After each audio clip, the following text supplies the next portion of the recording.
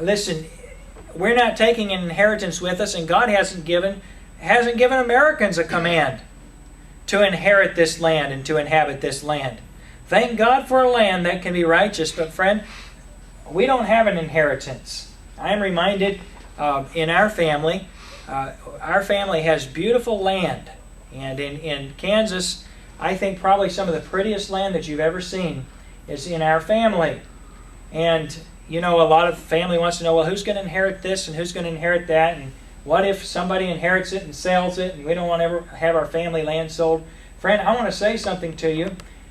Land doesn't matter anymore, does it, when you're a Christian? Because we have a home that's in heaven, and that isn't here. It's somewhere else. And the song's true, isn't it? This world's not my home, I'm just passing through. But the nation of Israel was important, and the reason for it was because God was going to do something with that nation, with those people in Israel. And so there had to be a firstborn son to inherit the land. Now we're going to see something interesting about that tonight, but let's do a little review. When we began the book of Ruth, when we began our study in it, Naomi has had two sons, and their names are Mahlon and Chilion, and her husband was Elimelech. And the sons' names meant literally sickly and pining. And so she has a husband, and she has two sons, and so her and her husband have a fulfilled relationship, if you will. They've got children, and that would have been very important in the nation of Israel. There's a famine in the land. And the reason for famine, if you study the book of Judges, in the nation of Israel, God says that if the nation of Israel were faithful to Him, He'd always bless them. And so we know that there was a famine in the land because of unfaithfulness on the part of God's people. The consequence of it was that His people had to leave. Naomi and Elimelech and Mahlon and Chilion, they moved out. Then Mahlon and Chilion, or Kilion, however you want to pronounce their names, They took wives from Moab, which is where they were at, in the land of Moab, and the wives' names were Orpah and Ruth. Well, then the sickly, pining boys both die.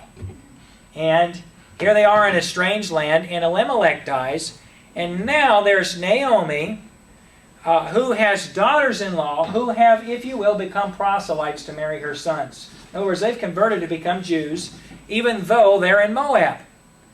Now here she is, and she has an inheritance obligation to these daughters-in-law, and they have an obligation to her to pass on the seed of Elimelech. And the problem with it is that they've already been married to her sons for 10 years without having children before they die. And now the second problem is she's really too old to have a child or to have prospects for marriage, and if she had a son, then he would be at least 20-something years younger than her daughters-in-law. And if he were 20 years younger than her daughters-in-law, the chances of them being young enough to bear children by the time he'd be old enough to marry, you see, it was just an impossible situation. And so Naomi decides to go home, and she tells her daughters-in-law, she says, I'm releasing you from the obligation, the family obligations, and I'm just telling you, I'm going back to Bethlehem, Judah, and I'm going to go there and die. And you can just stay here, and you're young enough that you can probably marry another husband. And so it's not over for you like it is for me. I'm going home. And her daughter said, no, Naomi, we'll stay with you. And she says, no, really, I insist. You don't have to. And her one daughter-in-law went ahead, and Orpah went ahead and stayed behind. But Ruth said, hey, don't ask me to leave you. I'm going to go with you. And she said, your people are going to be my people, and your God, my God. Okay, now, from Naomi's perspective, when she came back and she said to the people in Bethlehem, Judah, they said, is this Naomi? And what was her answer? Don't call me Mara. Don't call me Naomi, call me Mara. Why? Bitter. Because I'm bitter. Why was she bitter? The Lord dealt harshly. God had dealt hardly with her. What did she say? She went out full and came back empty. She said, I went out full and I came back empty. In other words, if you saw Naomi when she left, there was a famine. There was nothing for her in the land. But when she left, she at least had a husband and a couple of sons, and she had prospect for the future. But when she came back, she had no future. And she literally came back to die, and she feels as though she had nothing. Well, we found out from studying our text that Naomi came back with far more than she left with, because she had a daughter-in-law who was better to her than 7 sons, as the book of Ruth says in the end. She has this young lady for a daughter-in-law who has chosen to make God her God. And she has a daughter-in-law who has understood that as pertains to this life and a future inheritance, there was nothing. She had no prospects. Naomi wasn't going to get married and have a son. Naomi said, I'm here to die. And you come to be with me. The thing you're going to do is come and take care of me until I die. I don't know about you, but if you're a young lady, that doesn't seem like a very great prospect.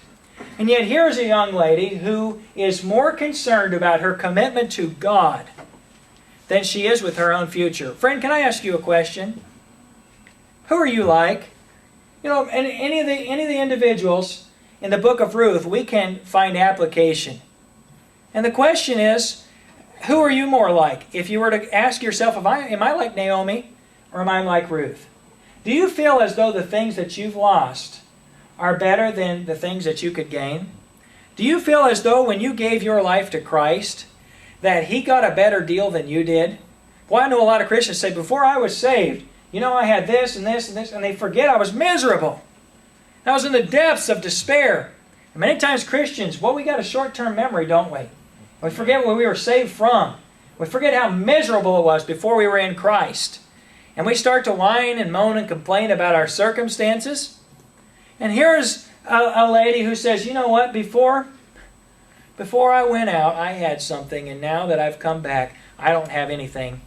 And she had the most precious daughter-in-law that she could have ever had. And so tonight we find ourselves in our context. All of a sudden, things have begun to look up. Ruth has gone out to glean in a field, and she's gleaning in the fields of the poor. What were the laws for gleaning in the fields of the poor? Do you know, Mendy? I know you do. Yeah, well, just tell me some of them. If we forgot something, you couldn't go back and get it. Okay, if you're in the field and you're gleaning and you had some sheaves tied together and you're out winnowing or whatever and gleaning in the field and you left something in the field, you couldn't go back for it. If it got left in the field, it belonged to the poor. And if you went back for it and somebody saw you going back for it, they'd say, you're stealing from the poor. By the way, how did somebody get to be poor in the nation of Israel? Losing their inheritance. Okay, they could lose their inheritance, or maybe they wouldn't have much of an inheritance. They didn't have one in the first place. Yeah, many of them wouldn't have an inheritance in the first place. The majority of the inheritance went to the firstborn so that the inheritance wouldn't be marred or made smaller.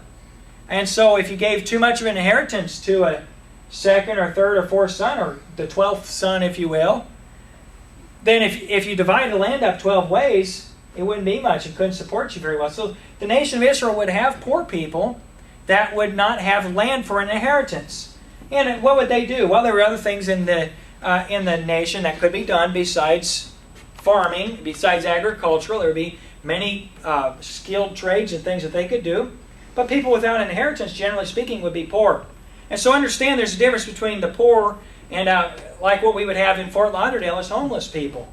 In Fort Lauderdale, the homeless people are usually homeless because of their lifestyle. In the nation of Israel, they would be poor and they would have to glean in the fields because of their circumstances in life. Of course, we're not saying, hey, this person's a drug addict, or this person is an alcoholic, and so because of their irresponsible behavior, they can't keep a job and their family won't help them anymore. These would be people that just didn't have much. And so God's law provided for the poor to be cared for. But they had to go out in the fields and glean just like anyone else. The corners couldn't be cut out of the fields. And if you went into the vineyards and they were to pluck the grapes, the ones that weren't yet ripe, they had to be left on the vines. And when they became ripe, they couldn't go back and take of the fruit of the vine. What was left over was for the poor. And if they were plucking, or if they were shaking a tree for figs, whatever stayed up there because it wasn't ripe yet, when it ripened, the poor got to come.